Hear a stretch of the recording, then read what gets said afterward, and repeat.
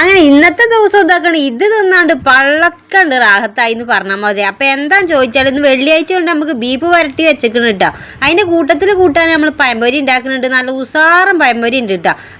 എന്നാൽ പിന്നെ അതാക്കണം അങ്ങോട്ട് ഇങ്ങോട്ട് നോക്കാനൊന്നുമില്ല, വേഗം റെസിപ്പി ഞാനാണ് പറഞ്ഞുതരാം കേട്ടോ. അതാക്കണം കുറച്ച് കടമില്ല മാവുണ്ട്, മൈദ ഉണ്ട്, ഇത്തിരി അപ്പസോഡ, പഞ്ചസാര, ഇത്തിരി ഉപ്പും കൂടി ഇട്ടിട്ട് നന്നായിട്ട് വെള്ളത്തിലാണ്ട് കലക്കി അങ്ങോട്ട് എടുത്തോളിട്ട്. ഇതാണ് എൻ്റെ ബാറ്റർ.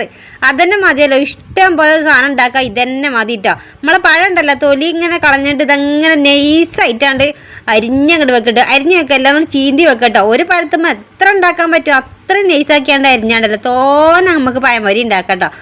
അപ്പം നാലോടം കൂട്ടി മുട്ടൂല എന്ന് പറഞ്ഞാൽ ചട്ടീൻ്റെ ഒരു ചെറിയൊരു മിസ്റ്റേക്ക് കൊണ്ട് ഇതാ ഇങ്ങനെ ഓരോന്നോരോന്ന് നമുക്ക് ചൂടാൻ കഴിഞ്ഞിട്ടുള്ളൂ. എന്നാലും നല്ല ടേസ്റ്റ് ഉണ്ടായിരുന്നു. അപ്പം നമ്മളെ ഇതാകണം നല്ല ചൂടില്ല പഴംപൊരി ഉണ്ട്, നല്ല ബീഫ് വരട്ടേതുണ്ട് കേട്ടോ. ഇനി ഇങ്ങനെ കുത്തി പിടിച്ച് നോക്കിക്കണ്ട വേഗം ഇങ്ങോട്ട് കുഴച്ച് മറിച്ചിട്ടാണ് തിന്നോളൂ, നല്ല ടേസ്റ്റ്.